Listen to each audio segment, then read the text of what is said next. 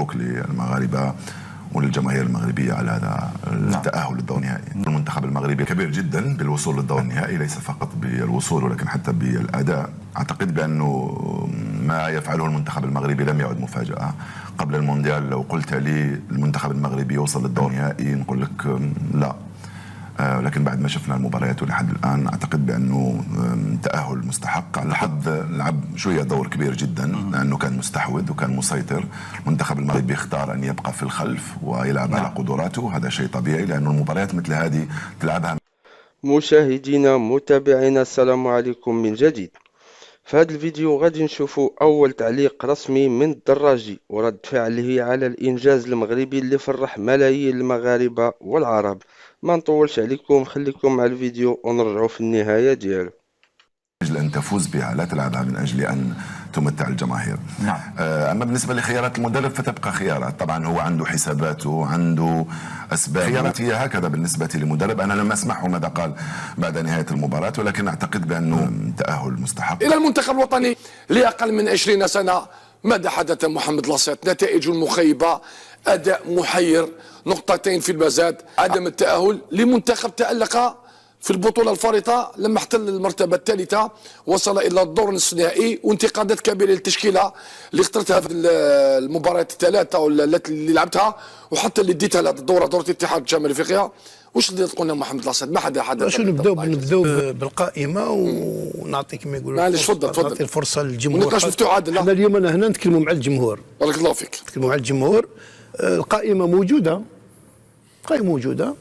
ويديروا كما يقولوا فرق بالقائمه هذه. صحيح. والقائمه تاع البطوله العربيه في السعوديه والقائمه تاع البطوله العربيه في مصر. صحيح. هذوما الثلاثه اللي تروا كما يقولوا محطات.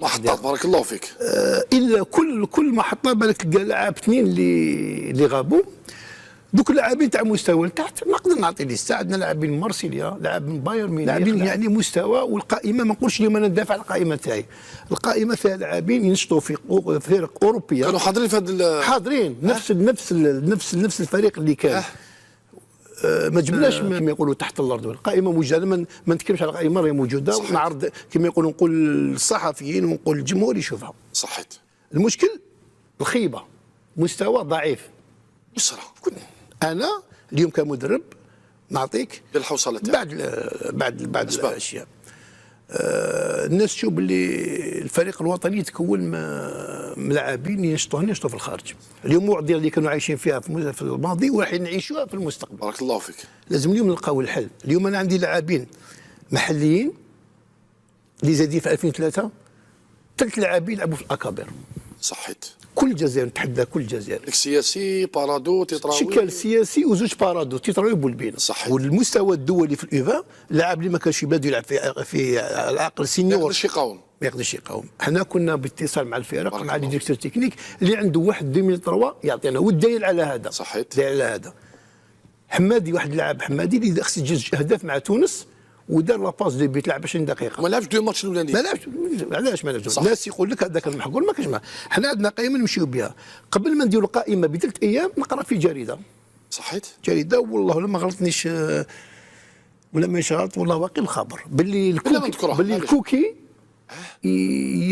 كما يقولوا السانتير يراو مهتم بواحد اللاعب حمادي وطلعوا يدرب سينيور. وانا عندي الاستراتيجي في الميكرو تاعي حمادي نعرفه هو في التليفون لاجوان ويلعبوا السيربي كاع يلعبوا البروشين ماتش يجيبوا ادوميسيل. ما نعرفش شكون اللي جانا قبل المقرا اللي جا. صح. قلت له يا ديبلاسا هذيك العشيه عيط لي. شفتو قال لي لاباس. دونك هذا عاودنا ريكيبيناه. خاص ما نبداو يدرب مونسينيور كوكي انتريسي ليه. صحيت. مي كي دينا في راسنا انت مدرب ما تقراش العلم الغيب. اكيد. هذا لعب جا في ليست في ال 25. صحيت. وراك تسنى انت تاع الباير تاع بارادو تاع اللاعبين اللي ديجا برهنوا. سي شوا تقدر تجي تقدر ما تجيش. اللاعبين اللي برهنوا من قبل ديجا. صحيت. لحقوا مع تونس خاسرين 4-1 ليكيب منهاره بعد المغرب. كنا مرهارين معنويا. زيد النيول تاع ليبيا وما نقول لك سبب علاش. خذينا لقينا نجا اللي ما راهوش عايش لا بريسيون اللي عشناها احنا.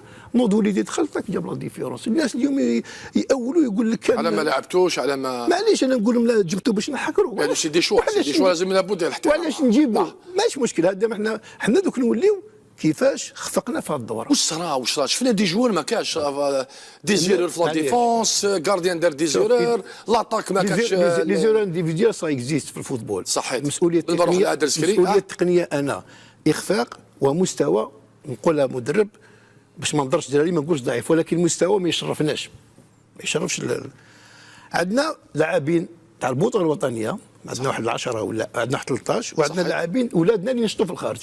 المعضله وين راهي؟ كي يكون الفريق تاعك متكون بكل اكثر اللاعبين من البطوله الوطنيه، هنا يكون عندك وقت تجيبهم دائما يتدربون، ولو نوريو العاده كيديروها في الثمانينات، نجيبوا باثنين ثلاثه الاربعاء الخميس ونطلقوا يروح على الكلوب تاعو يلعب هنا نخدموا من الناحيه التكتيكيه الانسجام وكاع. حنا اليوم اللاعبين كما يقولوا الاغلبيه ينشطوا في اوروبا، المستوى تاعهم خاطر هنا التكوين ما كاش. واش اللي منع انه في هذه البطوله ما تقدرش تجي من الثوره من لونطونت من السير بصراحه لهذه المستوى انا عندي معيار واحد، لعاب باش يكون انترناسيونال ايفا يلعب بونسيور في ليكيب تاعو على الاقل. لقيت ثلاثه برك مسؤوليه بالك راني غلط. صح هذول اللي جبتهم من البطولات المحترفه ماشي لا بونسيور. خليني نكمل لك. لا بونسيور، ولكن عاد بدون التدخل لا، ولكن عندهم اون بون باز بون فورماسيون، يعني الحجم السعي تاع العمل والمحتوى مقبول. تاخذ لاعب في مارسي ولا يعني احنا اليوم ما نقدرش نتكلموا على هذه الفرق اللي تكونت، هاد اللاعبين هذا تقاليد يعني يلعب في باير يلعب من حقيقه، ولكن عمرنا ما نقدروا نديروا فريق وطني بالفرضيات، رغم انه يلعب في باير نفهمكم علاش. هاد اللاعب يلعبوا في الخارج كانوا عند تاع 15 ومنهم على الاقل واحد 7 8 تيتيلر كل يوم. والله المشكل دقيقه برك، المشكل سيك ما عندكش وقت تعامل معهم. هادو من 2021 جوان 2021 الى هذه البطوله تاع اليوناف تلاقينا معهم 5 4 ما تقدرش، ومش في ظل ما درتش امكانيات. شحال ماتش اميكال؟ شحال ماتش اميكال؟ نعطيك لي ماتش اميكو درنا زوج تاع موريتانيا وزوج مع السودان، ودرنا من ناحيه اسمح لي من ناحيه باش ندير التدوين نعاودوا ليك محمد من ناحيه امكانيات. انا نقول لك ونعاود في درادي واللي قبلها ومانيش يعني. السلام عليكم الاخوان، قبل ما نبداو التحليل ديال حفيظ الدراجي ما تنساوش تشتركوا في القناه وتدعمونا نوصلوا ل1000 مشترك. كما شفنا شنو داروا ولاد البلاد اليوم، التاريخ تكتب من جديد، راية المغرب ترفعات في السماء وسط تصفيقات العالم كامل. صراحة منتخب أقل من 20 سنة دار ملحمة كروية ضد فرنسا، ماشي غير ربح ولكن ربح بالعزيمة وبالروح وبالرجولة. الماتش كان صعيب ولكن ولادنا بينوا أن المغرب ماشي مجرد منتخب عابر، بل قوة صاعدة كتخوف أوروبا والعالم بأسره. حفيظ الدراجي اللي معروف بآرائه الجريئة ما قدرش يسكت، خرج بتصريح ناري فيه الإعجاب وفيه شوية ديال الغيرة، ولكن الأهم أنه اعترف بقوة المغاربة وأننا ولات عندنا مدرسة كروية حقيقية. المغرب اليوم عطى درس في الميدان وبين أن الكرة ماشي غير فلوس ولا شهرة، الكرة هي حب الوطن، هي العزيمة والإصرار، هي داك الدم اللي كيغلي في العرق ديال المغاربة من طنجة للقويرة. ولادنا ما خافوش، واجهوا فرنسا بندية بالثقة وبالشجاعة، وخلاو كل عربي يفتخر ويقول المغرب فخر العرب. هذا الجيل ديال الشباب غادي يبدل مفاهيم الكرة في المغرب، وغادي يكون هو المستقبل ديال القارة، ونطلبوا من الله التوفيق في الماتش النهائي. وكذلك ندعموهم كاملين حيث اللي داروه ماشي سهل، هذه بطولة وتاريخ وأمل ديال شعب كامل. خليونا نسمعوا الرأي ديالكم في لي كومونتير، شنو رأيكم في تصريح حفيظ الدراجي؟ واش كان منصف للمغرب؟ واش فعلا بدا يعترف بقوة أشبال الأطلس؟